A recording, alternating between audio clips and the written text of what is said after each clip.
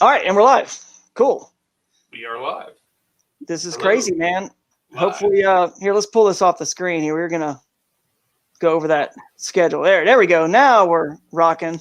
Now we know how to do this.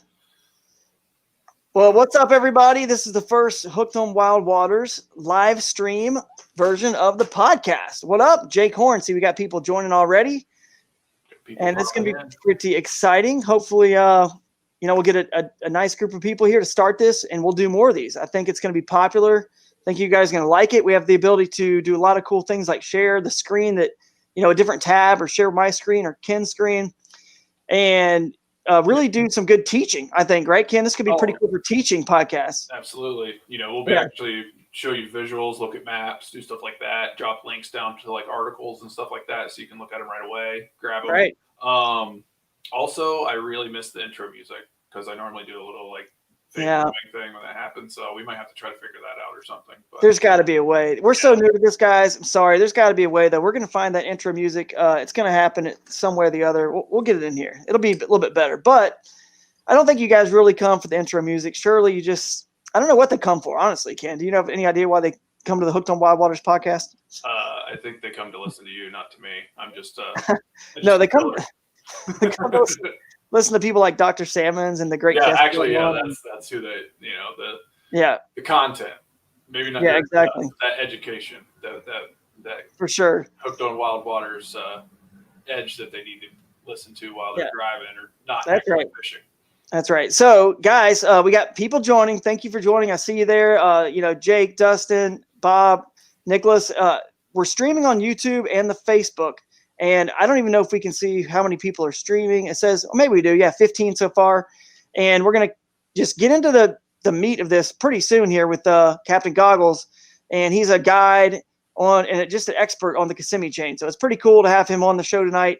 Before we get him on here, I'm going to say a couple things. One, we have a big announcement coming later in the broadcast. So stay tuned for that. And, if you're listening to this on the podcast form afterwards, you might see and hear about it on social media. Pretty cool announcement. So stay in tune for that later in the broadcast. The other thing I was thinking about, Ken, Dr. Noisewater, if you're a fan of the podcast, you know him as Dr. Noisewater as well. I was thinking we should sort of, pick one of the sponsors to be the headline sponsor of anytime we do like a live stream, right? And because we always like to give a little bit of love to our sponsors who support us, right? So what we've decided, what do you think? I mean, you want to just tell them what we've decided to do here? I mean, why not? First episode, first live broadcast. Let's just get it out of the way and get it going. All right. Well, we're gonna. So literally, I think if you've listened to the podcast, you've heard Drew say that most of the time we talk for 15 minutes before the show starts, and that's when we figure everything out because that's when we catch up and everything like that. Right. We literally did this 15 minutes ago. So yeah, we did. We're still on par with how we normally run things. We did. But, I'm going to do a podcast, Ken, I'm going to do one actually on sponsorships in the sport. Like, how do you get them? What are they looking for? And then what do you give them in return? Because every company's a little bit different. It works different. I wish it all worked the same. Trust me, it'd be so much easier, right? Some of them, they use contracts. Some of it's just like an email. Some of them, it's a handshake, a phone call. And some of them, I got to send invoices for stuff and some, whatever. It's all different. I think as this sport's growing, that can be a really good podcast for you guys to learn, this is how I do it and how I've, acquired some of these sponsors and partners. And we always refer to them as family, really, because that's what they are. A lot of good folks work in this industry. We may not be getting rich, man, but we have a lot of fun with it. So I definitely want to put some sort of name to the live streams. And what a better name, of course, than, with Crescent here, guys, because Crescent's hashtag is live in the current. And, it's just such a perfect hashtag, especially with what's happened in our, past year, with COVID and everything else. Like living in the present is what it means. Live in the present, but it also means live in the current, in the stream, right? In the river, in the ocean, in the lake current. Just live in the current, get out there on the water and enjoy it. So that is going to be the headline sponsor. And we're going to come up with something clever like this is the current live stream, something like that. But honestly, we're not What's that? It's a work in progress. It is a work in progress, but I think what sponsors like about what we do is we're pretty candid. We're pretty just laid back. We're not some super polished everything, and it's never going to be like that with us. We don't have time to make. We just do too much. You know what I mean? Different things. We're not. This isn't all we do as a podcast, so we're never going to be like that. We're kind of raw, and so that's what this is going to be. We'll name it the current. Maybe you guys in the comments can actually help us decide what's the best thing to call it by using hashtag live in the current with Crescent being so the word current, right? So we're going to call this the current live stream or something like that. You guys.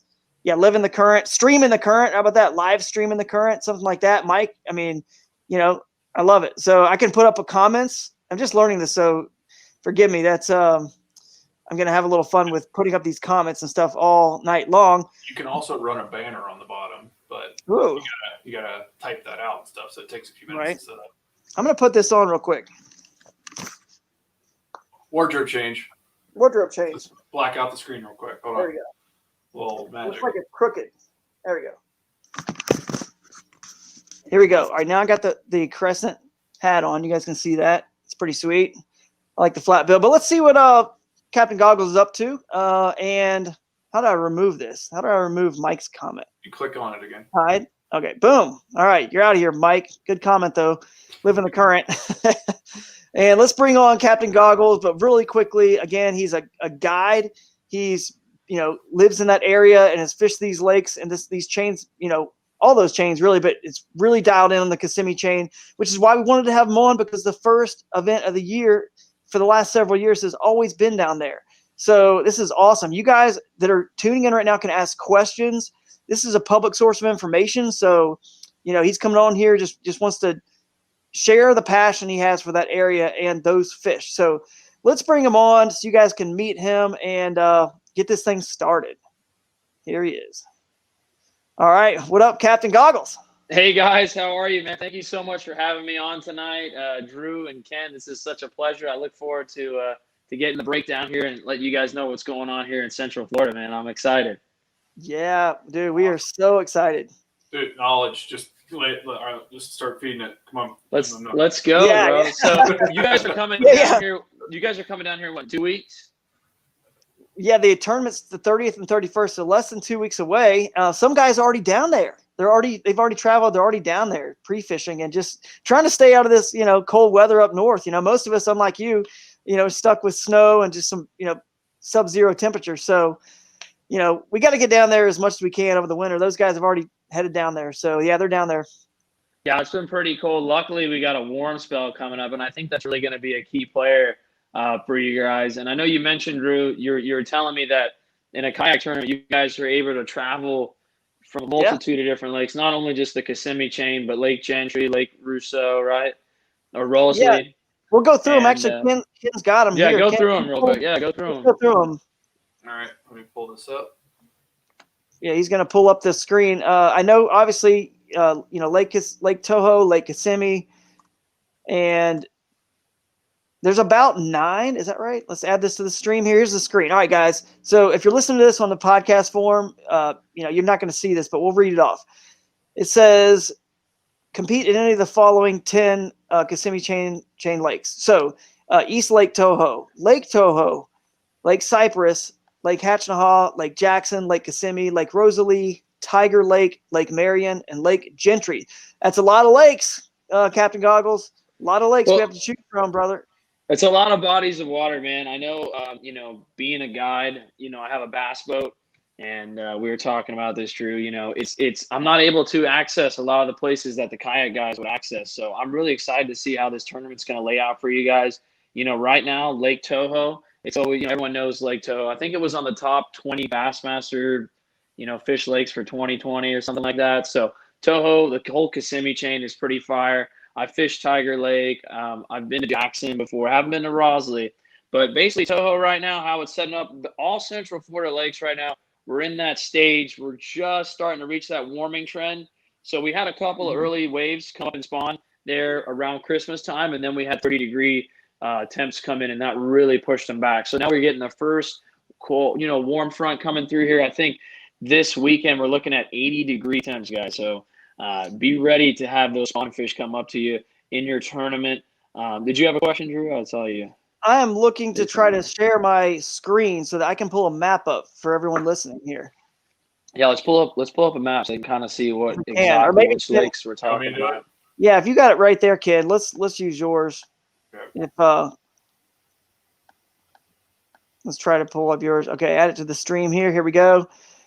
So, and Ken, I'm not sure you know exactly where all these are, but this is basically the way it looks, guys. You can see, and we don't have to like zoom into each one because it's not super necessary. You guys can find them all, but they're all around here. But they're all separated by, connected by a canal. Some of them, though, you can't get to. So right there, like you're in a good spot there, Tiger Lake and Lake Rosalie in Captain Goggles, you can confirm this. So actually, Ken, do you mind scrolling up to Lake Toho? It's just up. It's the next biggest one up there. I know this will be, Ken, by the way, you're going to be coming down and fishing this for the first time with me. Correct. So you're excited. Okay, it's your first time, Ken? Yeah. Yeah, it'll be my first time down that far south. You're gonna like it, bro. It's pretty wild out there. Yeah. So to Lots the of northeast. gators. Oh yeah, lots of gators for sure. They'll be out with that sun too. But the northeast, that's the big round one there is East Lake Toho, I believe. So yeah, there it is, East Lake Toho. Let's talk a little bit about East Lake real quick, man. Yeah, while we're on it, let's talk about it. So East Lake, basically, they just did a big thing where the whole lake was starting to get overrun with peppergrass and hydrilla, and you could hardly access it. They just did a whole scraping mission over there. So they sent out these giant machines, and they went out there and scraped a lot of the hydrilla around the lake. So now it's a lot more accessible. You guys are going to be able to get way back up in there and fish. The water's a lot cleaner. So there is still peppergrass out there that's filtering the water and making it cleaner. The reed lines are good. And I've also been hearing good reports on East Lake for fish that are larger in quality, a little bit better size in the past. So lately, I fished the tournament out there, and I think we won first place. We caught 1 6-pounder and had a bunch of ones. So, right now the quality is starting to move up. We're seeing a larger, quantity between 2 and 3 pound range. So that's a good thing about East Lake. Putting fish in the boat is key, especially in a tournament. So it's tough sometimes when you can't always go target the big ones. If you just want to get some points for the rest of the season, that might be a good choice. Yeah, for sure. So next, obviously, you got to the southwest now, back where you were, the big Lake Toho. And one thing we want to mention about this is that's where a lot of the tournaments launch from, because Kissimmee is right there, the town of Kissimmee, just on the north end there. It's right there. So a lot of the tournaments launch out of there. So if you guys can imagine, and we'll get into Lake Toho here, I guess, next. But if you can imagine, Ken, if you scroll down and show that map, how all those other lakes are connected by canals. So see, you can get to a lot of those lakes, including that one he's on right there, Lake Kissimmee, and even, possibly into Tiger. But the problem is, guys, see, there's Lake Hatchnahall just up where you just work in. So they have to go through, if they go through the lock, they got to go all the way from Lake Toho through Lake Cypress. If you scroll up just a little bit, you'll see Lake Cypress there. Yep, right there, Ken, you're on it, that smaller one. So they have to go through Cypress, then all the way down to Hatchnahall, then to Kissimmee. So it's a long run. And a lot of these other smaller lakes, guys, don't get any pressure because A, it's a super long run, and B, a lot of them you can't even get to because there's these locks. Like even East Lake Toho, I don't think you can get a bass boat to East Lake Toho. So you can't actually access it at all. You can't actually you can't access it by anything. Right, except for launching. Except for launching in East Lake. Right. Yeah, and just to confirm what you're saying, Drew, the actual the drive by bass boat from Toho and Big Toho Marina all the way down to Kissimmee is an hour. So most people are not going to make that run into Tiger, even though it is accessible, because from Tiger there and back, you're probably looking at an hour and 30, hour 45, just depending, how many boats are coming through the Tiger Canal. And Lake Rosalie, forget about it. It's not accessible. I've tried. It's not. I mean, you could maybe in high water. I don't know if you had an aluminum boat, but not going to happen. Well, you guys who are on on this live stream, if you have another tab open, you can pull Google Maps up and follow along with this as well. But I may take it away unless you guys want me to keep the map up, or you want me to bring us back up as we talk about these, or you just want to keep the map up as we're talking about them. What do you think, guys? Dude, I like the map. I don't know what. All right. I don't know what. Cool. what Ken thinks. I think the map's cool, man. It kind of gives our viewers an option they can take a look at and kind of see why we're talking about certain areas and things like that. So I like it. I like it. Time to look at my ugly mug. It'll be fine. No, this is Drew, can you guys? You said you guys are allowed to fish anything that connects, right? well, not even that connects. Like all those lakes we mentioned, a lot of them don't connect. So let's go. You want to go in order by like? Let's just follow let's follow. So Lake Toho, we did East Lake Toho. Let's talk about Lake Toho real quick, and then we're going to get into some questions from those who are watching tonight. Yeah, man. Lake Toho, obviously probably the most popular lake on the Kissimmee Chain. Everyone can put right in there at Lake Kissimmee. It's very easy to navigate. There is a lot of hydrilla right now on that lake, but they have sprayed some of it, so it's going down.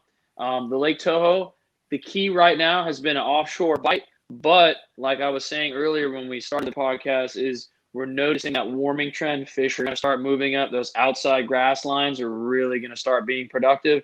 And believe it or not, there are some brush piles out there. So if you can find brush, you might be able to pull yourself into a big kicker. I would check that out. They're going to be a little tough to find because there is so much grass. But those would be my 3 tips that I give somebody that's going to fish Lake Toho. And the cool thing about Lake Toho, I know a lot of you guys have some crazy kayaks, with high-end, Minn Kota Ultrexes and things like that. But Toho's got a lot of little nook and crannies where you guys can go hide. If the wind happens to pick up on your tournament, you get 25, 30-mile-an-hour winds. It can be a little tough to, fish offshore or even on that grass line. So you can move into a lot of those creeks and pockets. So I think that's going to be a big key player for a lot of people, Yeah, I think so. And just so everyone out there listening knows, when you say outside grass lines, what you're mainly talking about, if you haven't fished this chain, guys, is there's something called Kissimmee grass. It's pretty unique to that South Florida area. And it can grow in like like 12, 14 foot of water. It's deep. It can grow deep, but it comes up to the surface and it kind of lays over, and it's just has these long like trunks, like almost like just bamboo, like these long some trunks. people, they call it hay grass. Yeah. So if you can visualize what hay looks like, that's what I think that's what they call it in Texas. I think that's what they call it in Texas. But in Florida, we call it Kissimmee grass because we live in Florida, right? Kissimmee. So, but yeah, Drew, you're totally right. That Kissimmee grass is kind of wild. You can pull a lot of baits through it. It's not super thick, like a hydrilla or like a pepper grass. It's good. It's an emergent grass. So that's a grass, like you said, that comes out from the bottom of the water and sprouts on the top of the water. So really cool, that tan greenish look to it. It's a nice piece of cover, and that's where the fish like to lay their eggs. So it's a good thing to look for.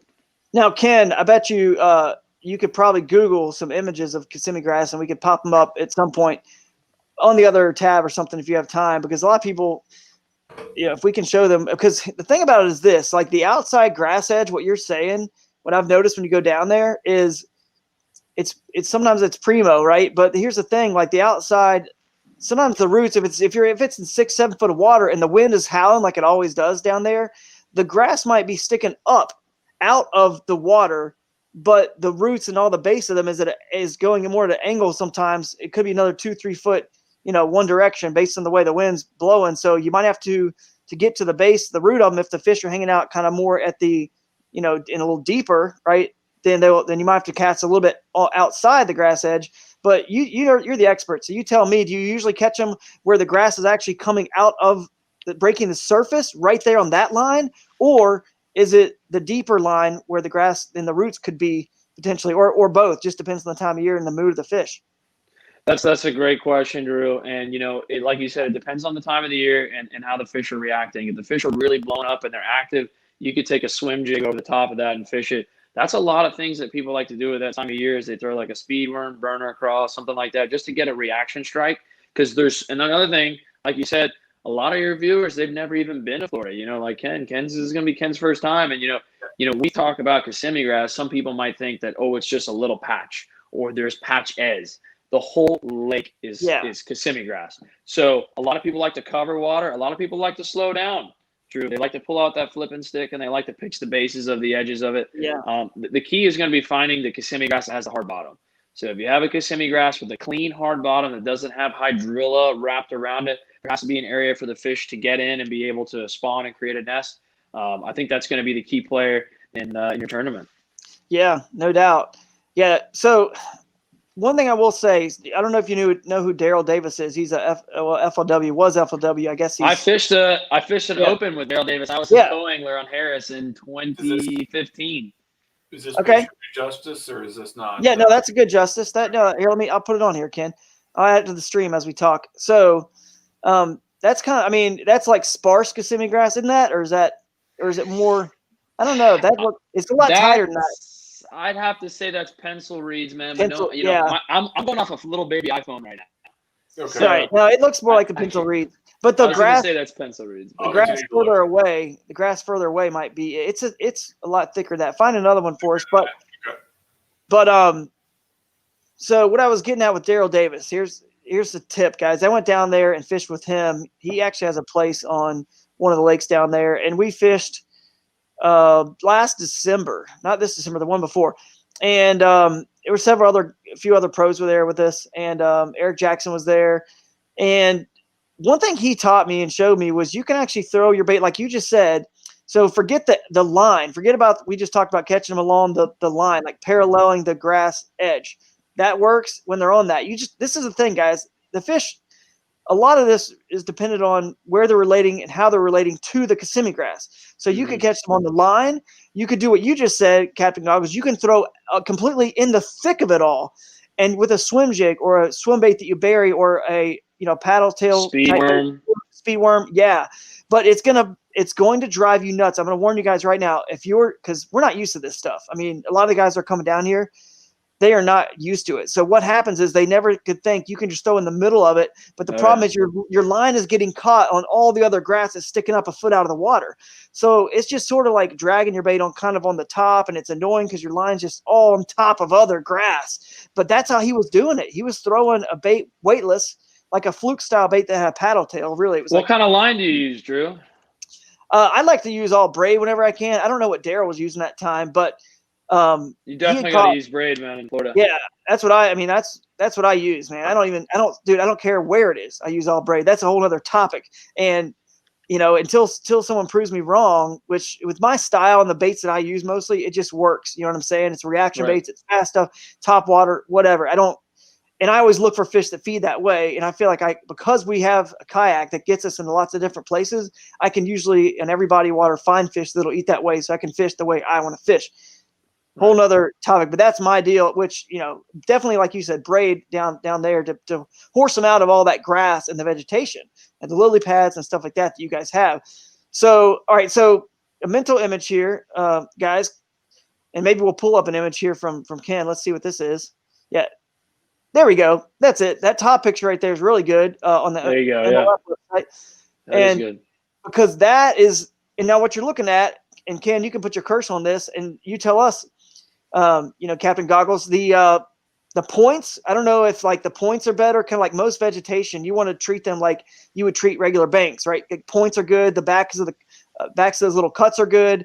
But sometimes you could just parallel all of it around the entire lake and just find random fish. So how do you go around a lake like this down there with this Kissimmee grass on the outside edge? So I always work my way from the outside in, and you'll see this a lot in any type of tournament, whether it be a kayak, jumbo, bass tournament. I love fishing points. Points of anything is going to be good, especially when you have wind. Depending on which way the wind direction is going, that's how I would set up my tactics when I go to Toho fishing, whether the wind's coming out of the east. I like the wind blowing into the bank. That's what I like. But you'll fish the outside edge. You can flip, pitch, swim jig, or you can just take your kayak and go straight to the center of it. And I think that's a really cool thing about the kayak fishing is a lot of the bass boats, we get stuck and we're not able to maneuver smoothly through the Kissimmee grass. The kayaks, you guys are going to be able to just slowly float over that and be real stealthy on those Kissimmee grass mats. And I think that's going to be awesome for you guys. So I would throw a lot of multitude of baits, whether it be top water, if you need something to sink, put a heavier weight worm on there or a Senko. Just keep it real basic, especially on Toho. My favorite colors are going to be June bug and watermelon. I don't know. I think we can talk about that or not. Yeah, no, we can talk about colors and stuff like that. I'm sorry, as well. Ken, I gave you the secret. Yeah, that's the secret. The juice is out. Yeah.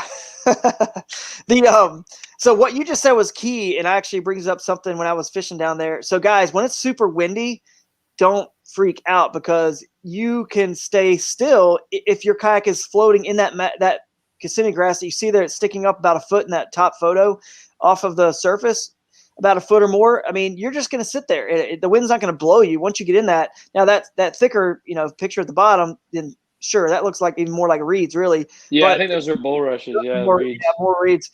But the Kissimmee grass itself, you will stay in there just fine. And then like you're saying, you can stealthy sort of like be just inside of the outside line of all the outside line right there of the grass. You can be just inside. And basically if you stop casting, it's going to blow you into it anyway. So you can just sit there and you can hold. So it's actually really easy. And if you're using a trolling motor, it could be something where you might even want to pull it up when you get to a point and start using your paddle, because a trolling motor is going to, when it gets real thick, and be harder to deal with, obviously, in that Kissimmee grass. So that's a little tip too. Use a trolling motor to get you to and from your locations, like an outboard, and then pull it up and possibly stealth your way across it, like you said, to be very quiet and sneaky. So it might even be simpler, Drew, for some of the anglers to fish inside out, because that grass is going to slow down their flow. Yeah. So that's an option as well, Yeah. So you're saying like inside, being in that Kissimmee grass. Be on the inside and let the grass slow down their troll, and then they can fish outside in.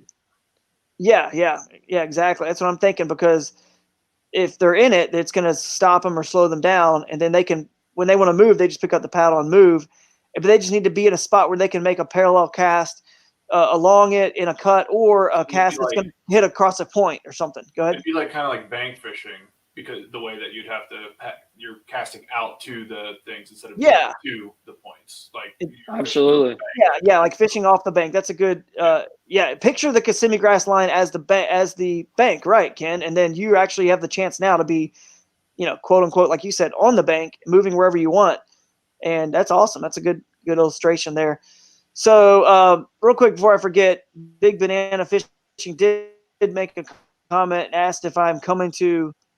I'm going to mention this real quick just because I'm going to forget when these comments go down. But yes, I'm going to hopefully go to Lake Seminole for the Hobie Bass Open Series.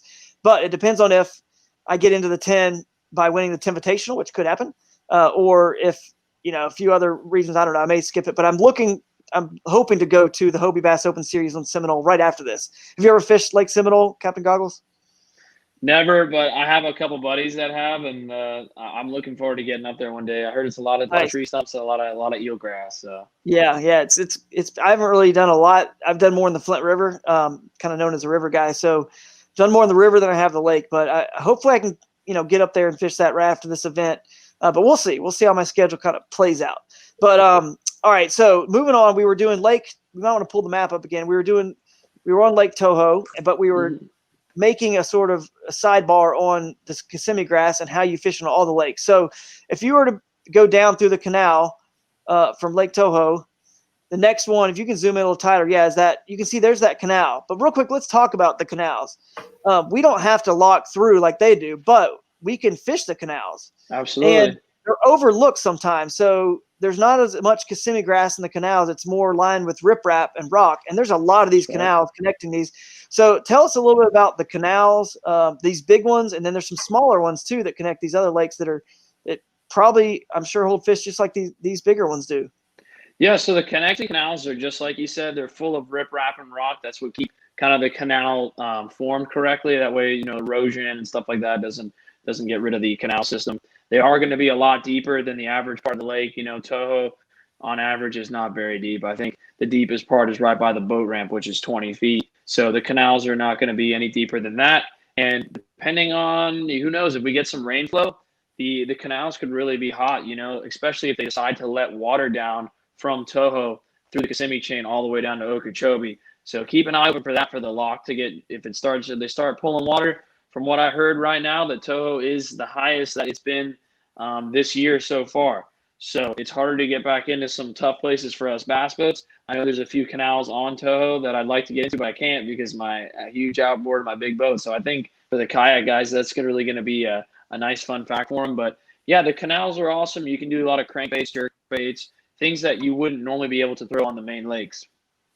Right. Cool, man. That's very cool. And that takes us down into Cypress Lake here. It's kind of a little stopover before people get down to Hatch and Hall and then Kissimmee, which most people go to, but these have been known to hold good fish too. Cypress and Hatchnahall, you want to kind of group them together since they're a little smaller and because it's the next one down. Absolutely, man. Cypress is actually that's a little sleeper agent right there. A lot of people, we're always running past Cypress, running past Hatchnahall to get to Kissimmee, but Cypress is loaded with hydrilla. It's a giant bowl of hydrilla. If you go to the edges, you'll find some bulrushes. There isn't really any Kissimmee grass in there. There are some nice patches of pepper grass. So you got, your two different types of grass in there, pepper grass and hydrilla. That creates a big, big factor for the bass, gives them a good area to hide in. So if you like fishing, go ahead. Pepper grass. So this is another topic we want to hit on this. There's certain grasses they like down there and certain ones they don't like as much. And so Kissimmee grass is good. Now it's everywhere. So doesn't help a ton. Right. But pepper grass, it sounds like is also a good sign. So tell us, Ken Mike can find an image of that, but what does that kind of look like compared to the Kissimmee grass? So you got two different types of grass. You got submerged grass, which is, below the water level, and emergent grass, which is grass that grows from the water out. So, Kissimmee grass, reeds, lily pads, things like that, that's going to be an emergent type of vegetation. A submerged vegetation is going to be like your pepper grass, your eelgrass, and your hydrilla. So those are our top three favorite types of grass in the state of Florida here in the Central Florida area. So pepper grass is going to be a little bit different than Kissimmee grass because it only goes below, at that water line and lower. So some of the locals call it shrimp grass, actually, guys, because there's little baby shrimp that live in this grass, and the bluegill will come up to it in the morning and peck at it. You'll hear it while you're fishing, and that's when when the mat starts waking up, that's when you're going to get smoked by a big old bass. So let's see if this photo is there it is. It's a little small. I wonder if I could zoom in on that. I think that's hydrilla. I'm not sure. I think that's hydrilla. It's hard. Actually, the other day I searched up pepper grass and I couldn't find a good photo of it. But it's kind of, they all look like a Christmas tree ornament. But Kissimmee pepper grass does have like little appendages like hydrilla. But hydrilla is going to be more cylindrical, where pepper grass kind of has more arms. And it's a lot lighter in color, browner. So anytime we can find areas where there's a mix of grass or a combination of two or three different types of vegetation, that's when you're going to do well. So if you like to fish a lot of open water hydrilla, or you like punching thick hydrilla mats, Cypress is going to be the lake for you, man. All right, cool. Very cool. All right, so then Hatchnahall, as we move down to that one, it's another, I think, could be a sleeper. People kind of zip through it real quick to go down to Kissimmee. And what do you think about that lake? Dude, a lot of people actually, it's been a sleeper agent for me forever, and I'm pulling it up on my map right now just to take a look at it. But when you come through that canal on the north end of Hatchnahall and go out the south, you only see not even a quarter of the lake. Once you go west, it's just massive, vast expanse. So Hatchnahall, if you're willing to do the work, there's two creeks at the very far west part of the lake that just go up, and you can really go way back in there. And I've never been able to get my bass boat in there because it's fairly shallow. Hatchnahall is going to be primarily lily pads and reeds. There are some areas that have shell beds and possibly a little bit of hydrilla, but mainly you're going to be looking at shoreline structure on Hatchnahall. Right, and I've fished a lot of these creeks that feed into these lakes, guys, and we've talked about the main lakes, we've talked about the canals and the creeks as well, and there's fish in all of it. I mean, the lakes have the fish, the creeks have the fish. My only frustration at times with the creeks there, I'm finding like solid fish sometimes, but never.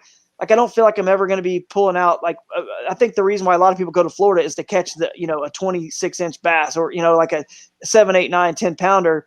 I've yet to find those in the creeks, but there are definitely bass in there and some solid ones. So, could a pattern get put together where you maybe sneak into a creek a little bit, catch some smaller fish, and then get out? I don't know. I mean, go to the main lake to get a kicker. I don't know, but they're definitely worth checking out. You know what I mean? And it is predicated a lot on, like you said, how much current they're pulling and how much water is coming through those creeks as well. So anyway, that's good stuff, man.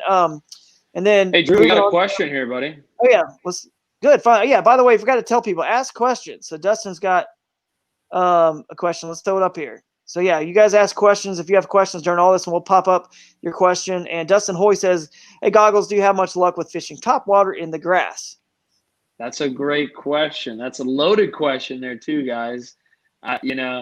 What type of topwater do you guys like to throw, Ken and Drew? And we'll see if that equates to like the grass. Go ahead, Ken. I guess if I'm stuck on a lake, I really like frog fishing. Frog fishing. That's a good one for the grass. That's good. I like topwater noise makers, like whopper poppers, buzz baits, stuff like that. Like stuff that just throws a lot of water and you get a big reaction out of it. Yeah. Same here. I'm a big fan of buzz baits, whopper ploppers. Buzz baits. You guys like covering water is what it sounds like. I do, for sure. Walking baits, from time to time, but and soft plastic frogs to get, and those soft hollow bodied frogs. I I just don't really throw those a ton, but I like a good buzz toad, like a topwater toad. So that's good. Like a horny toad, yeah, like Stanley rivet or something like that. Yeah, just to keep it. That's a great choice, Ken. I think I'm going to piggyback off that with Dustin. With what Dustin's saying is, I'm assuming, Dustin, what you mean is the Kissimmee grass and stuff like that. So with grass as thick as that, as the picture showed, it's come up a foot out of the water. Ken makes a great point. In the spawn, when these fish are fired up and they're ready to protect their beds, a horny toad is really the way to go because A, it's weedless. B, you can put whatever type of hook on it, and C, you just throw 50, 60, 80 pound braid on it, and that fish is going to come straight out of there. So do I have much luck? If the fish are fired up, I do. If not, I'm a kind of guy that likes to slow down personally. I prefer to slow down than blow over the area. So you can throw topwater in there. A horny toad, hollow body's a good choice. Buzzbait. Even honestly, my personal favorite, I don't know about you guys, if you guys ever tried the speedworm, it's a multitude of different types of baits. It's a topwater, it's a frog, it's a swim bait. So the speedworm is going to be my choice as far as a bait that can come through the grass. And since it's so slender, it'll just cut right through the grass. So Dustin, I hope that answers your question, buddy. That's right. That's a good answer. We'll pull that one down. So the let's guys keep asking questions. That's great. If you have any more, keep asking them. The next lake down below Hatch and Hall is Kissimmee. And actually, Captain Goggles, I don't know if you want to try it or not, because again, this is our first time doing this. But all you have to do is pull a tab up with a map. If you ever want to, if you want to control the map here, you could do it, and then I could share your screen. So here's Ken with the speedworm there. Okay, I could share your screen possibly, and then you could control the map since you know these places and. Maybe easier. I don't know. We'll see. But I will say that probably would be fair to Ken since he hasn't seen them. I feel bad putting him on the spot like that. Fair to Ken for what? For making him try to find Kissimmee grass. He's never seen it before. That wasn't. Yeah, I'm trying. Peppergrass is a big failure. Yeah, peppergrass is gonna be tough, man. Since I'm on my phone, I don't know if that'll affect. You're on your phone. That's right.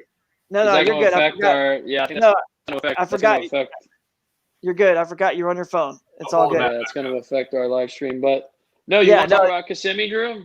Yeah, let's go down to Kissimmee. Another canal takes us from Hatch and Hall to Kissimmee. It's another long canal, and there's some there's Camp Mac is down there. There's a lot of little cuts and things like that. So yeah, long canal, some houses even. You can't find a ton of houses and docks and things like that on all these chains, but there are some there, and they fish live there too. But I don't know if you want to talk about that now, but getting down to Kissimmee, or you want to touch on any of the man-made docks and houses, they're basically little villages or little neighborhoods that are built by canals. So anyway, touch on either one. Yeah, I didn't want to skip too quick, but I know you're talking about docks, and I really wanted to touch on that is Tiger Lake, not to swap sides, but that has docks on it. Oh, that's right. There are. If you're a guy that likes fishing docks, the whole Kissimmee chain as a whole does not have docks, but Tiger Lake does. So Tiger Lake's a really hot lake for the spawn. Lots of good shallow cover, Kissimmee grass pads, reeds. It's got the whole bunch. It's got docks on both sides of the lake, east, west, south, north. So, and there's a creek that flows north into Lake Rosley. So it really seems Tiger can really be a place that you can do a multitude of things at. You can fish offshore, you can fish shallow, you can skip docks. And I personally love skipping docks, and there isn't hardly any on the Kissimmee chain. So Tiger's really hot, and you can take that creek as far up north as you want to go. So that may be a place for your viewers to check out. As far as the Kissimmee Chain goes, man, Kissimmee Chain is one of the largest. Lake Kissimmee is going to be one of the largest lakes on the chain. Very popular amongst amateur weekend anglers and tournament anglers alike because of the vast areas of shallow cover. Lily pads are going to be one of the main shallow cover pieces in that body of water. Also, a large portion of Kissimmee grass. And hey, Ken, can you pull up a picture of lily pads so we can see what those look like? I don't lily pads. Yeah. I hope Ken knows what a lily pad is, but yeah. What you can't see right now is if out of the year up here, so yeah, that's true. They grow in the summertime, right? Yeah, up here. If you see the islands too, guys, yeah, I don't think it'll show it too well on the map. But you think like, okay, it's just a giant lake with 3 decent sized islands.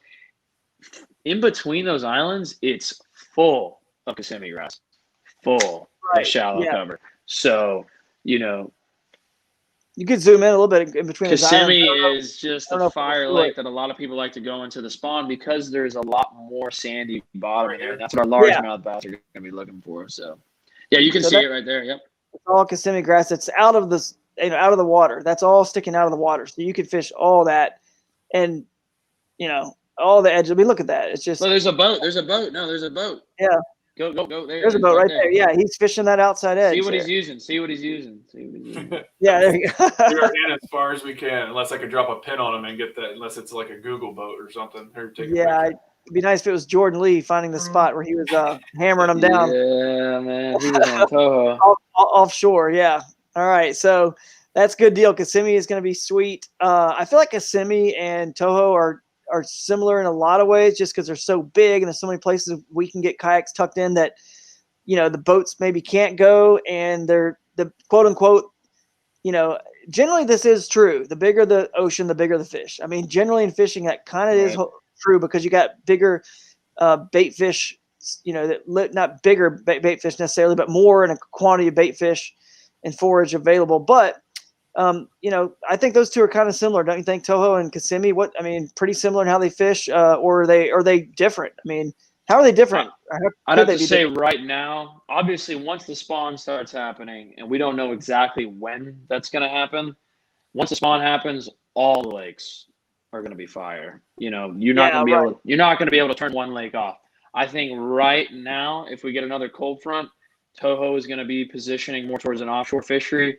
Whereas Kissimmee, you can still catch those fish shallow, and there is offshore. There is offshore grass that people are finding out there, hydrill and stuff like that. I think right now, overall, though, Lake Kissimmee is fishing just a little bit better. But even if you fish, though, the offshore grass on Cypress and Toho, when you're fishing grass, those fish rotate and they replenish throughout the day. So the possibility of catching that 6, 7, 8, 9, 10 pounder in that open water grass is totally feasible. So don't take that out of your game plan, guys. Yeah, for sure. Good questions down there, Drew. Yeah, we have a couple good questions. We'll get to those right now. Let's do. Let's see if you know this question. How many public ramps are on Lake Kissimmee? They're hard to distinguish on map software. Let's see. I'm looking at Google right now. So there's. I can help answer that actually with something that's pretty cool. I've teamed up with a company called Farwide. It's an app, and the guy that made this he's doing some incredible stuff. It's called Farwide. It's an app, and it says Hunt, Fish, Explore, and it'll actually show you all of the GIS data, so all the plots, so like all the information, the exact plot lines, so you kind of know what's public land, what's private. In this situation down in Florida, you can't just plop in anywhere because you have so much mud and muck to get there anyway. So even if it was public land, you're not slugging your way through it. But what it does do is it has little tabs on that app, and you can pull up. It actually has all public fishing like accesses that are actually like ramps or state or county actual public ones. It's got lots of things. You can turn on springs, waterfalls, and it can pull up on your map, on your app, all those different things. If there's a waterfall, a spring, you can load it with so much stuff, guys. There's so many toggles you can have on your map. But toggle that one, use that one. Catching with Kyle, that's a good question.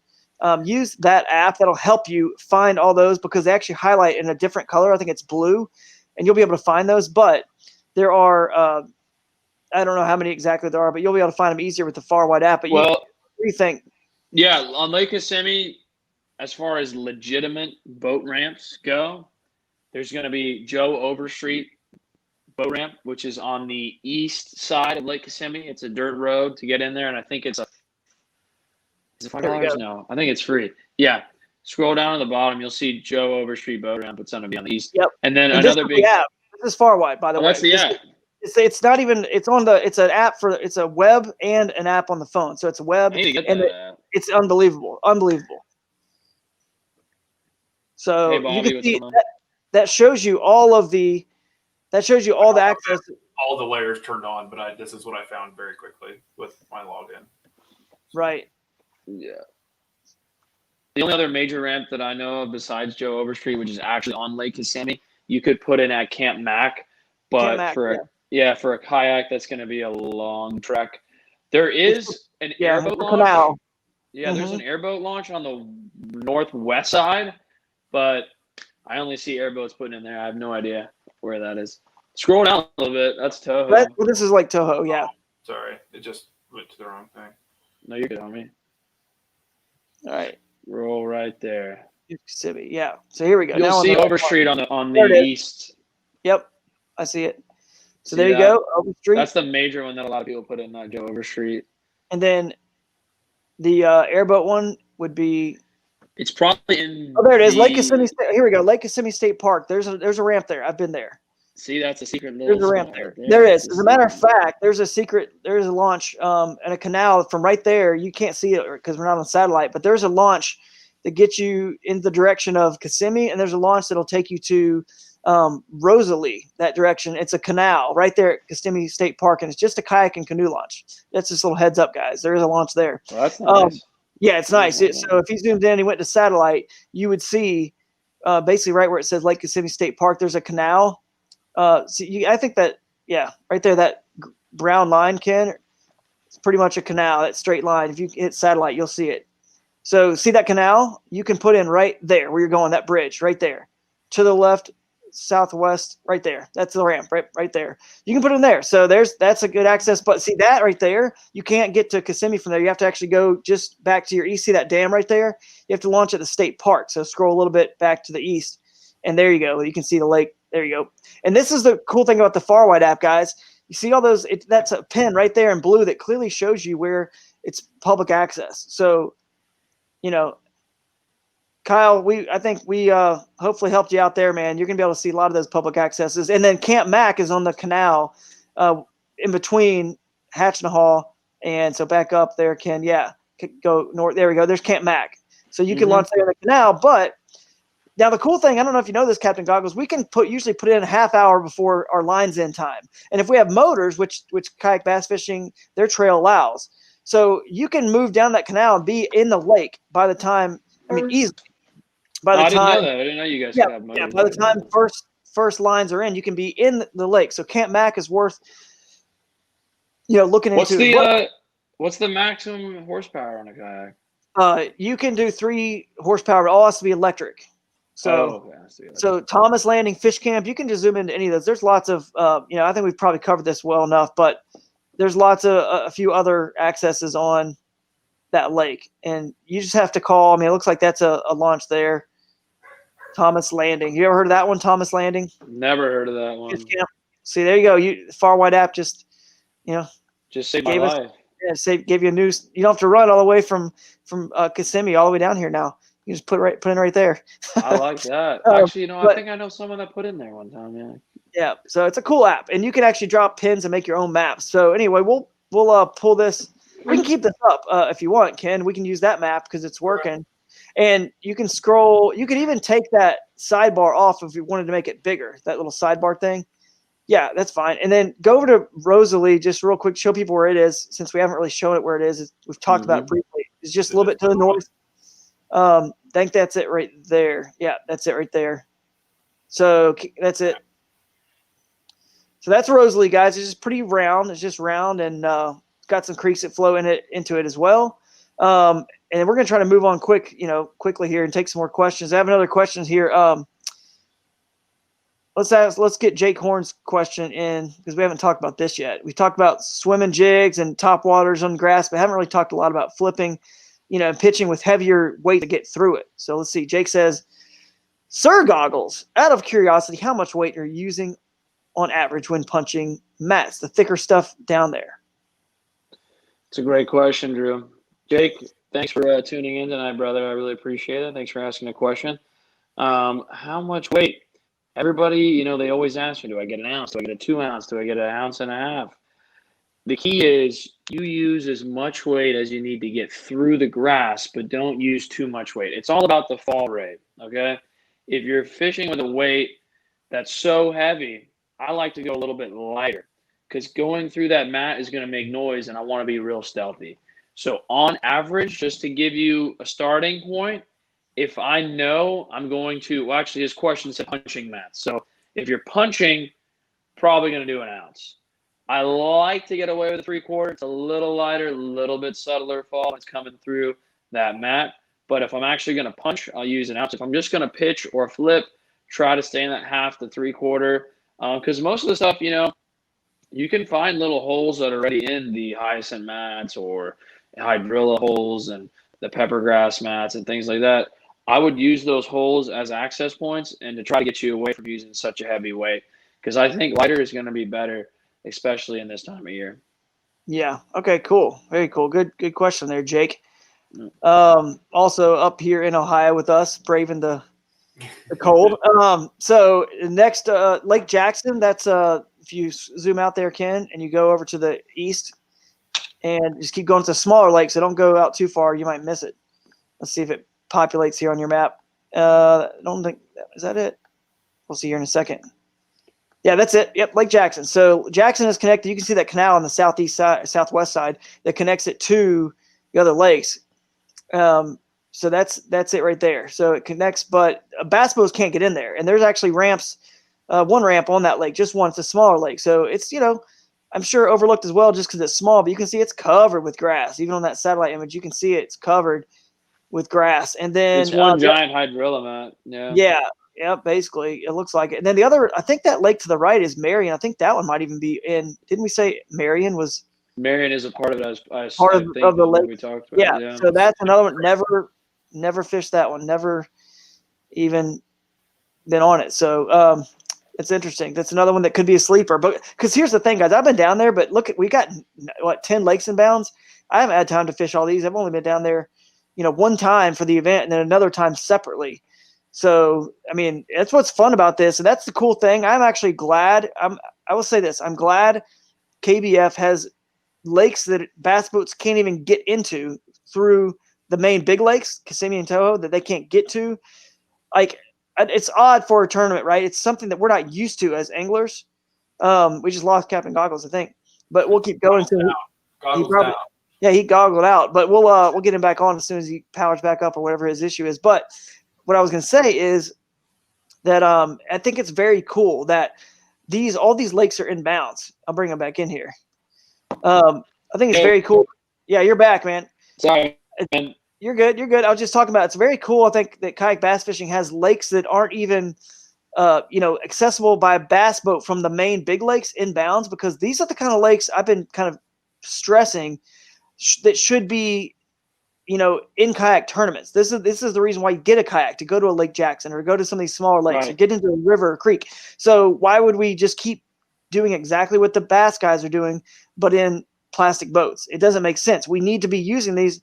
And to get into the deeper conversation, which I'm not going to get into now, but part of the reason is also there are lakes and places out there that the Elite Series, Toyota Series, the Major League Fishing, they can't go to because they aren't big enough, and the tourism departments don't have enough money because they're smaller areas, right? So we can actually access. There's 130 lakes over 7,000 acres in the country, and for us, 7,000 acres is enough, especially when you count the fact that you can go up rivers and creeks, which is more, and the fact that you could clump a couple lakes together in a community, and you can get tourism money for the trails, and they're dying to give money to tournament trails because they can't ever get a Bassmaster Elite Series to promote their rivers and creeks and lakes because they're not big enough lakes. So these are the places.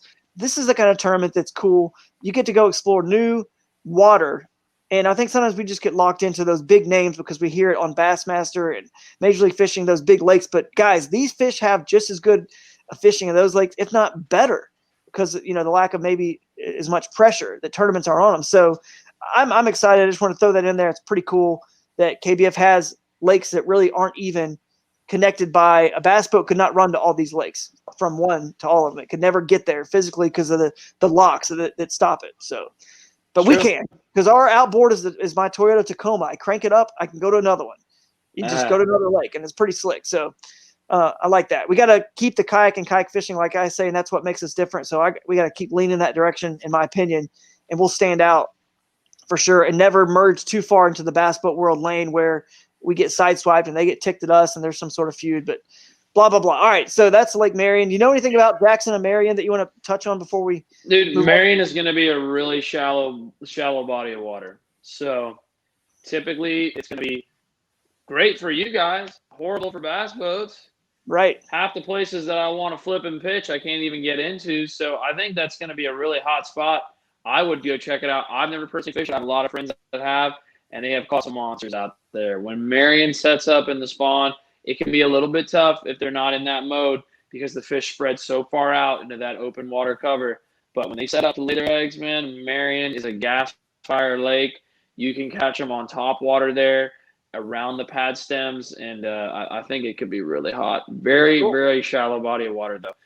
Just overall, the lake, I think the max depth is only going to be closer to 8 or 10 feet. So, yeah, that's cool. And Jackson is going to be a flipping paradise. You know, it's one giant bowl full of hydrilla. So you go out there and do what you want, whether you want to throw a weedless top water, you know, a speedworm, buzz frog, or you want to punch, swim jig.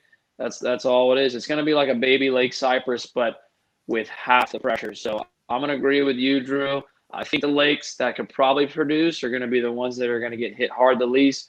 But the bigger bodies of water, they hold the monsters as well. So yeah, it's tricky because there are ramps, like boat ramps on those lakes too. So bass boats and people that aren't in tournaments still fish them. So, you know, it's like you got to go check it out. But heading north, there's a Lake Gentry we haven't touched on briefly. And then there's another one, maybe one more we haven't hit. Can you think of another one? It's near Gentry. It's to the north, straight north a little bit, maybe to the northwest.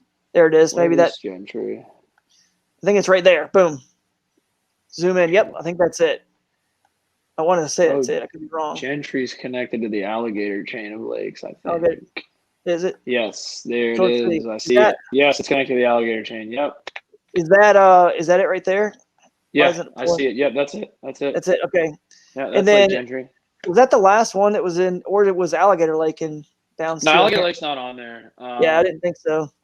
Yeah, just Gentry, which is interesting. But hey, yeah, that Gentry lake hardly ever gets fished. So that actually doesn't even. But there's a canal to the south. Look at the south side of that lake, Ken. There's a canal, and it does move water. Keep going. Does it connect to Jackson or? No, I think it's actually East Lake. No, it's East Lake. Yeah, it's East Lake. That's Cypress right there. That canal is going into Cypress. Yeah, Cypress. Okay, so it is connected somehow in that chain. So I guess that's why it's included. And I don't know, Ken, if you've got another tab with the lakes, the rules and bounds again. I mean, the lakes that are in bounds. But if we missed one, I mean, what is it? Or yeah, we can pull it back up here. But do you know anything about Gentry while he's pulling that up?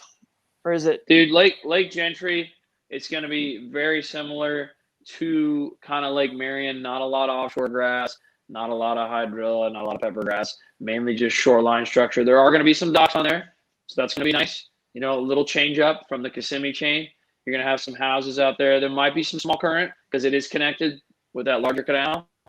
But right. I personally, I've never fished Lake Gentry, but I would stay with the other ones that we talked to. Yeah, I think I would stay with the other ones that we talked to about. The alligator chain has a history for being a chain that's very tough.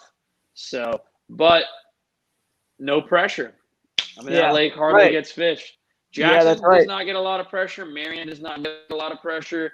But out of all the lakes that we went over, besides the main, you know, Kissimmee Chain, all that connections, Gentry probably hardly ever gets looked at because it's so far on the east side and away from all the major tournament areas. It could be a player. It could be a player, man.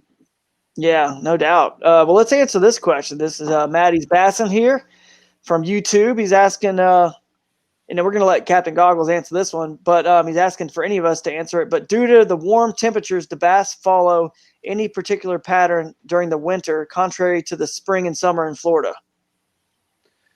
Absolutely. Do the bass follow? I'm going to read this question real quick. Yeah. Do they follow any particular pattern in the winter, contrary to the spring and summer? Absolutely. Yeah, the pattern in the winter, you always have two different types of groups of fish. You have fish that are going to stay shallow their whole life, and you have fish that are going to stay deep their whole life. And they all meet up at the same time and go really shallow to lay their eggs. Yeah. So in the wintertime, I would just stick with what you like to fish and how you like to fish, which is what me and Drew were talking about prior to being on this podcast. If you like fishing offshore, find the lake that suits your needs and fish offshore. If you like fishing shallow, find the lake that you like to fish shallow. As far as fish following patterns, typically it's going to be standard wintertime patterns. They're going to stay offshore and feed. Once we start getting a warm temperature trend, the fish are going to start slowly making their way to those main lake points and grass edges as they work their way back into the areas to spawn. Yeah, for sure. Hey, that's a good point. That's a good question for Maddie's Bass in there. Let me ask you this, Captain Goggles. I've heard this before. Everywhere in the country, we wait for the water to warm up for the fish to spawn. They sort of like get triggered to spawn. But in Florida, it's like the opposite. They are waiting for a cold front, cold enough air and cold enough water to get the water temperature down enough to where they can spawn. Does that seem accurate? You wait. That's a very good accurate point there, Drew. I think you're right because year round, the water's hot. Florida's just a hot state. We've had those cold fronts now, so now what we're waiting for is that warm trend. And actually, the water has been the coldest I think since last year. I mean, this morning, went out this morning, not below 60, or they wouldn't be biting hardly at all. But it was 60, 61. That's freezing for Florida. Freezing. Yeah. For those fish to go shallow and move up, I wouldn't be opposed to a 65-degree temp, but probably that 68, 70 line. If we start pushing back up there, dude, get ready to see the fish rush the banks. And I almost could even bet that Ken and Drew, you guys might even see the fish in the act of moving up. You might be out there in your tournament because we got 1 week this next week coming up with 70 to 80 degree temps. And if that prolongs into your tournament, you're probably going to see the fish rush the banks, and it could even possibly be a spawning tournament. So I would definitely keep that in mind. Let me ask you this. It's kind of piggybacks on his question. Do they follow any particular pattern during the winter? So let's say there is no warm front. They're not getting ready to spawn yet. So when the water is 60, 61, if it stays that way, or if we get another cold front right before, do they not bite quite as well? Or are they in like, oh, it's not spawning time yet, so we're in like pre-spawn, because that's still obviously warm enough for metabolism of a bass to be very, hungry and active still. But are they just like, it's 60, in other words, it's 60 degrees to the bass in Florida, like 38 degrees is to a bass in Ohio. Does that make sense? Absolutely. Yeah. 60 degrees has been brutal right now. Lately, it's just been so tough. We're really having to downsize our line, downsize our baits, really fishing techniques that I don't even hardly ever fish, jerk bait, drop shot, wacky rig. I hate that stuff. I like fishing heavy line, So that's kind of been the trend lately. But like I said, as we see these warming trends coming up, I don't think you guys are going to have to worry about anything like that. You're going to be able to do your Florida techniques, big worm, big swim bait, big swim jig, things like that. So I don't think that's something that you guys are going to need to worry about. But Yes, we do like to switch up our techniques. So cool, man. That's great. Another thing that I think people out there may be wondering about is, so there was the outside Kissimmee Grass line, and then there is also where it actually hits the actual real bank, right? And so how many times are you fishing, if ever? Like, what percentage of time are you actually ever fishing where your line actually hits the bank? I mean, obviously maybe in the canals or somewhere like that, but like, is it more, you know what I'm saying? Like, are they ever that shallow? Because obviously the gradient, the slope is very, very like slight, right, onto the bank. In Florida, you're not gonna have like a steep bank. So how often are you actually fishing the bank? And which kayakers, just so you guys are aware, there's something called airboat channels on these lakes that are actually on the bank, and there's it's cleared. So you got to be careful, have a flag sticking really high. You're going to hear airboats coming, but B, could that be a place where the bass like spawn in those areas there because it's open and clear, or the kayakers could take advantage of those airboat channels that are actually on the bank and throw in the Kissimmee Grass either direction. They could fish either direction. Drew, you said we're not allowed to give away tournament winning patterns, buddy. I mean, guys, I try to bring you guys good information. Airboat channels are my favorite, bro, because it's a free channel with nothing in it and it's sand bottom. I mean, it's like game over, you know. So airboat channels are a great way to reach the bank, but it's very difficult, as you know, to actually physically get to the bank because there is so much cover. So to physically certain parts of the lakes on the whole chain in different areas, you might be able to get in an airboat channel, like you said, since it's already been cut out. But most of the time, you're not even going to be able to actually get on the physical, ground. It's mainly just going to be a shallow flat that you're going to be able to access. So yeah, I got you. So I'm going to quickly thank you for answering that. That makes a lot of sense. And those airboat channels could be secret sleepers. I just didn't know if bass don't like to be there because the boats are coming around all the time. If that was, somewhere they didn't like to be. As long as there's a piece of cover, man, as long as you got some arrowheads or something for them to put their eggs on, kind of get protection, they'll sit. Airboat lanes are also a great way to fish topwater as well, since there's not a lot of hydrilla in there. So Right, cool. I'm going to show this comment because he's actually right. Matt is right. He is right. He's right. The way they have that spelled, and I don't know if they did it like misspelled it or whatever, but I think that it's a different. It's the same lake, right? Marion's a different. We might need to. Man, I wish I could share my screen, but Ken, which Marion is it?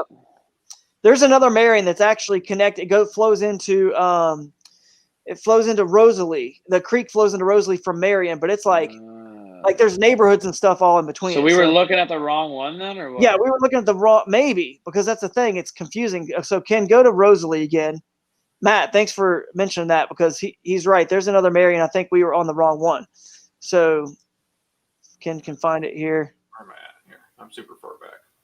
There's okay. Yeah, zoom in right there. All right, now let's find it real quick. There it is, right there, Lake Marion. So zoom out just enough where you can see where the lake is. Is it down south of there? Go south a little bit. Are you on far wide still? So yeah, there it is. There's Lake Marion. So you have some toggles turned on where it's kind of highlighting the wildlife and it's actually highlighting the lake. That's the Marion, I think, that's in bounds. Have you ever seen this one? This lake? Let's see. If you can look at it. Where is that? I'm trying to pull it up on my Google Maps. See, like I said, there's a bunch of neighborhoods on it. A golf course is on it. Oh, it's way up there. But the creek that flows out of that goes north, where you can see where Ken just was. It goes north and then it loops around because you can see it on the east over there. Creek connects to right? No, I think that goes down into Rosalie. If keep following that creek down where you just were, Ken. Oh, okay. Yeah, keep going down. No, yeah, that looks juicy, man. That looks. It's Hatchnahall. It goes into Hatchnahall, not Rosalie. So that lake could be good. There's some boat docks on it. Someone's gonna fish the other Marion, and we're gonna be in trouble. We're gonna play in the Hook on Wild Waters podcast. It's spelled differently. It's Marion, not Marian, which is what Matt was pointing out to us. So thank you, Matt. Thanks for doing that, Matt, because I thought that might have been the case, but then I saw it right there next to Jackson, and then I'm not even positive. We need to double check that. Somebody needs to double check that with KBF and figure out which one. But obviously, right now, the way they have it spelled, it's this one. So there you go. Yeah. Let me see so there you go. The IA in Lake Marion is east of Kissimmee. Yeah, it's the one we were just on a minute ago. We talked about it. It would make sense, though, that it would be IAN because it's right next to Jackson. But anyway. It's right to Jackson, and they have Jackson. So we'll get that. I would fish this one if I was anybody, since it's technically spelled the right way if you're going to check it out. But this could be a sleeper. It could be a sleeper. And you can see right there, because we're on the Far Wide app still, there's 1, 2, 3, 4, 5. Possibly looks like 5. That says unknown business. So I don't know. But there's a few public access points at least on it. So cool. Let's see if there's any other questions that we have not answered. And then I'll think about any last couple things that I was going to hopefully try to get across to the viewers and the listeners. Oh man. I don't know if I think I may have covered all the topics that I was really going to mainly cover, which is why if they ask questions, we'll answer them. Anything else you can think of? I mean, we've talked about the canals, you talked about the creeks, the big lakes, We've the hit small everything, bro. lakes, hit everything. How air- does this warming trend and potentially running them into a spawn affect those canals or creeks versus that main lake topic that, like you were saying, like going to the shallows of the main lake? How does this affect like the quote unquote moving water sections of this chain? We haven't had a lot of rain, so there probably isn't going to be much moving water. I'd stay away from all like really muddy situations. The fish are going to want clear water, so the sun gets directly to their eggs and will fertilize and just really help incubate the eggs. So that's the place that they're going to like. They're going to want clean bottom. So like muddier, smaller creeks, I'd probably stay out of. Creeks that do have running water, which are probably going to be few, unless if they start pulling water, which is what we talk about. They start pulling water from the lock. Start looking at all those areas because they could definitely be a potential kicker. Yeah, no, for sure. What about before I get to Caleb's question here? What about before I forget, lily pads? Because we haven't really touched on them a lot. What about lily pads? Is that a good sign, bad sign down there in those lakes, considering they have other grasses to choose from? I mean, well, you got two different types of lily pads. You got spatter dock pads, which are the ones that are curled up, and then you got flat pads, which are flat. The spatter dock pads are customarily going to go. They're gonna be around hard bottom, so those are the best pads. now those bigger and the leaves on those than the other They're not ones? really bigger. They're just curled. They're just Curled. curled. You'll see So, them curled. That's some juice right there, guys. You look for the this curled, is stuff curled lily pads. that people. Yeah. People Are they always ask larger me than about, normal? Are they called like giant? No, those are going to be the same. You got your small little flat dollar pads, and then you got your curled pads. So those are called spatter dock, and that's the ones that you're going to want to fish the most. Throw a frog in those, like we were talking about earlier, and just throw up, pitch cover a worm, water bro. or speed pitch a worm. worm? No, Speed worm? pitch it Yeah, slow. speed worm. Pitch for sure, brother. If I've taken one thing away, it's you find some sort of speed worm type, whether it's the actual Zoom brand or whatever. Find something like that, and be throwing it and covering water with that. It's definitely what works in Florida. Everyone knows that. It's no secret, and you're just emphasizing it even more. So I think that's hopefully you guys there listening can pick up some of those and catch some fish on those. Now, would you ever fish the outside edges of the lily pads, those good lily pads, just like we talked about with the Kissimmee grass? Absolutely, that's primarily what I would do. Yeah, because it's hard to fish over the tops of them since they cover so much surface area on the water. The best thing is going to be to stay on the outside edge and flip your way in. There you go. Yeah, there you go. Lily pads. There you go. Fix your lily pads. In case you guys on the stream, this is the real. You guys are really getting it tonight, man. The juice, like that, is what a lily pad looks like. If you didn't know, It literally says spatter dock. So. Spatter dock. Yep. That's it. Nailed it. I'm good at the internet. Yeah. So the question though that Caleb has, and I think we sort of kind of touched on this all during the stream, but real quick, if you wanted to answer it, how would you break down the Kissimmee chain for a tournament? So basically, which is kind of like what we're doing the entire, a little bit what we're doing the whole podcast. So don't feel like you have to go too long on this, but how would you break it down, knowing that how many lakes we can fish and which ones and all that? I mean, if you had 2 or 3 days to pre-fish, let's say. I mean, hey, if you want me to get down to the basics, man, I would stay on Lake Kissimmee. There you go. All right. Lake Kissimmee is going to be the best. Toho is definitely going to have some opportunities offshore, but you're going to have to stay offshore. And I don't know if a lot of people can do that in their kayaks. But like I said, I keep going back to this. If the fish start moving up, every lake becomes hot. Every lake. Every lake becomes a game changer. Every lake becomes a heavy hitter. Lake Kissimmee is probably going to be the best for shallow water bite. You can fish Hatch and Haw. Hatch and Haw is just too much water to cover. Cypress is going to be good, but you're going to have to fight through a lot of hydrilla. So if you want to find a hydrilla gorilla, go to Cypress. But if you want the shallow water bite, hit up Lake Kissimmee. Yeah, right. All right, that's awesome, man. Great stuff. That's. I mean, the end of this podcast. That was a free breakdown for you, Caleb. There we go. Caleb got his question answered. Could have been the best one of the night there. Drew told me not to give away too much, but there you go. Yeah. Well, I mean, giveaway. I just, we want to give away enough. They're still here, an hour and 15 minutes in, and they deserve that little bit of juice. That's right. That's right. That's a good point. If they ever have any more questions, they can just ask me on Instagram or something. I don't know how that works. But go follow him. Throw that stuff out there. What do you got, Captain Goggles? Yeah, guys, check me out on Instagram, fish_fear_M3. I'm sure Drew will throw something up in the comment or something. But Yeah, we'll do it. No, it's been awesome being on here with you guys. Is there any other questions or anything I can help out with? I want to fish in this thing, actually. I have a kayak. Yeah, man. I mean, why aren't Is you? that illegal? You know, I'm a guy. Is that illegal? No, dude, not at all. I don't think so. I mean, is there a reason sign you're up for KBF sign and up? then sign up for the tournament? You should be good. Your Dude, it knowledge sounds is your like- knowledge. Dude, I would really, you know, you guys got me tempted. Even though my kayak sucks, you know, it's just I'll bring you a catch board. Yeah, we got a measuring board for you. Yeah, I don't know anything about kayak fishing. I got a 12 TSN kayak. It's not bad. You know, it's kind of on the Get you on the water. Low.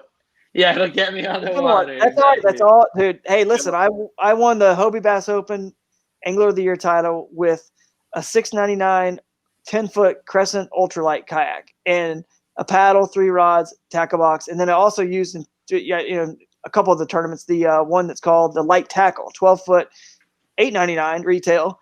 I mean, bro, it's all good. There's no judging in the kayak world. That's what's cool and what makes us different from the bass boat world. You can catch them the same way bass boat guys do with all the electronics, offshore, spot lock, everything you want. You could do it on a kayak, but you can also go super skinny, super shallow, super old school, right? With hardly anything. It's pretty cool. I'm actually kind of amped. I thought I was joining this thing to give information, but I feel like now I've actually gained some friends and family. I want to do this thing. Actually, it sounds like fun. It's a lot of fun, man. Sounds like fun, man. I'm gonna have to, bro. You don't have. You can just sign up. Absolutely, you can go sign up on Fishing Chaos' app. You can go to. I'm gonna go fish. My only problem is I'm gonna fish Lake Marion. That's the only problem with the IAM.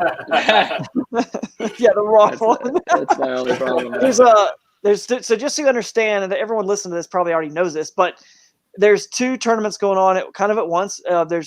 There's 2 separate tournaments, one on Saturday, one on Sunday. You can fish on both, or you can fish just one or the other. You don't have to fish them both. You can choose. And that's the KBF Trail Series. $100 to enter. That's not much at all. $100. The other tournament that's going on is called the Kayak Bass Fishing TENvitational. They have a grand event called the 10, and this is sort of the last chance. And I don't know. I think you have to have fished previous stuff to actually be able to enter that one. Yeah, previous KBF stuff. Be qualified for this. But that's your total from both days. So I'm fishing that one, and obviously both days of the trail event, which is the Saturday and Sunday separate, both those separate events. So we'll see. And if you win the TENvitational, Captain Goggles, you get into the 10, and you compete with basically these 10 other guys.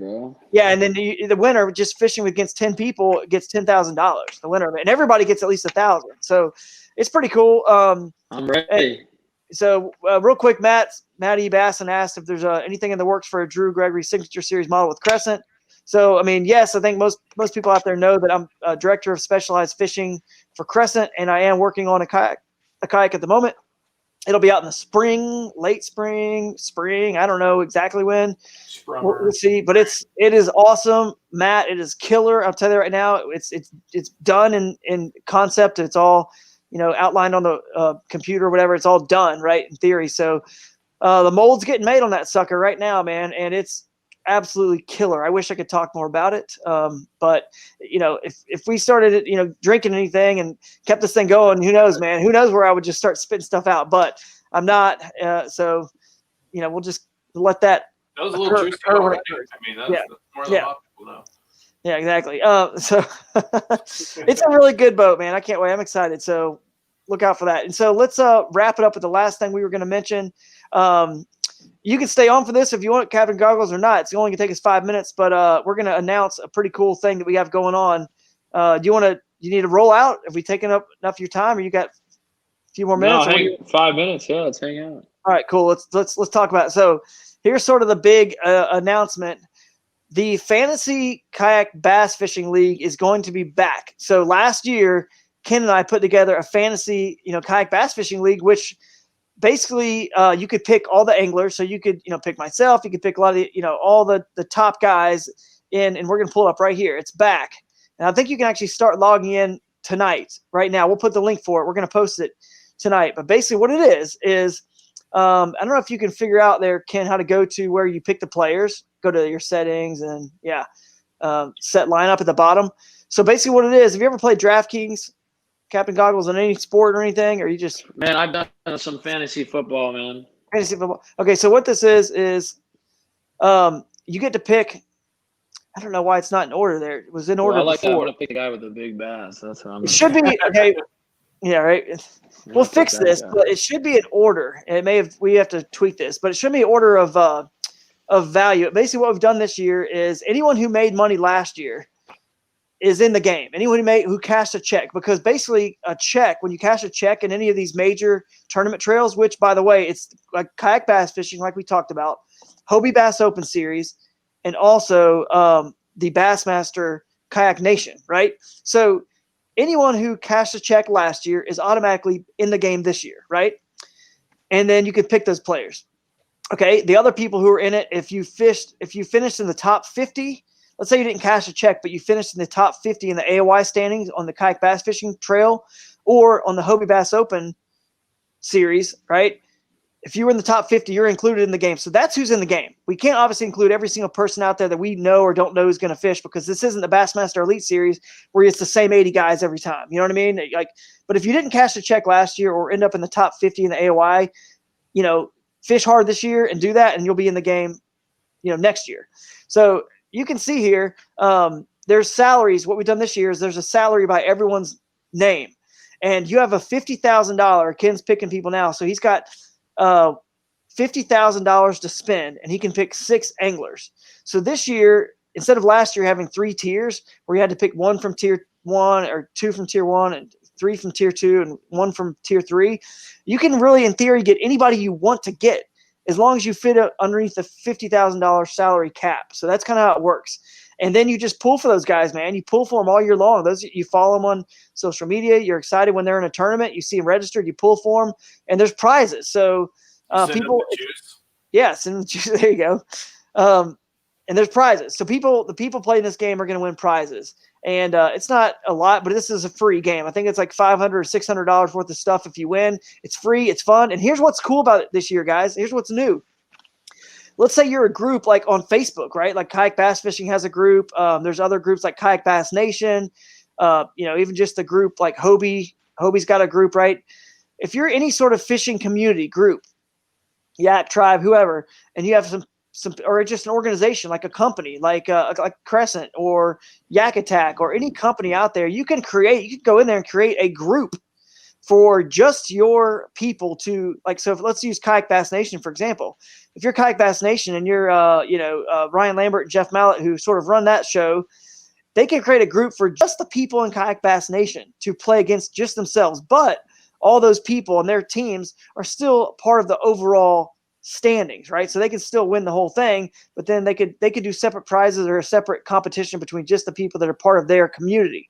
So It's pretty cool. But anyway, that's what it's all about. And it's just to help promote the anglers and help, I think, the world out there who's following this. It helps you follow just the same way fantasy football helps you understand football and follow those games and care about those games that you otherwise wouldn't have cared about. That's what this is going to do for our sport. So I'm pretty excited about it, man. And I think Ken is too. He's put a lot of time and work on this behind the scenes, so I appreciate his help with it. And we are going to have a sponsor for this soon. We haven't. There's a couple of sponsors that are interested in sort of putting their name on it, and you'll get some of their prizes when you win. So that's pretty much it, Captain Goggles. And I think people are excited about it. Yeah, you can see some people. Excited about it. So I see the comments, man. Thank you guys for having me tonight, Ken and Drew. It's been a pleasure. Yeah, absolutely. Well, we're going to end this stream now, and we'll turn it into a podcast. Hopefully, I'll get that up tomorrow, so you can get it on iTunes and most of the major podcast networks, and we'll share it. I know you will too, Captain Goggles. And just so everyone knows, isn't your real name Christian? Isn't it Captain? Is Christian Goggles? Or That's right, man. That's Christian. right. All right, so. Look them up, guys. Fish Fear Me Charters. It's great resources. You guys heard here tonight. You heard it from the source. This has been what we're going to call it, Ken, the current live stream in the current. We ever come up with actually what we're going to call it? So just so you know, Captain Goggles, the hashtag for Crescent Kayaks is hashtag live in the current, which means live in the present, but also means live in the current as like, live in the water, flow, current, whatever, like whether it's ocean current or lake, river, whatever. So it's kind of a cool little double meeting. So Crescent's going to be, which is why we're wearing our Crescent gear during the live streams. How about the currently live? Currently living. And currently living. It's not bad, but anyway, There we're you gonna go. end There it. you go. There you go. It could be. I mean, it currently could work, man. It could work. So we'll see what people have to say about that, and we'll figure it out. But all right, guys, as always, live in the current. We appreciate you for tuning in, and we'll catch you on the next podcast or live stream. Later. Thank you, guys. Bye. See you. Thanks, Yeah. guys. Great night. Awkward silence. Yeah, I gotta end this thing somehow. How do I end it? I think it's top right. Here we go. End broadcast. Rookie.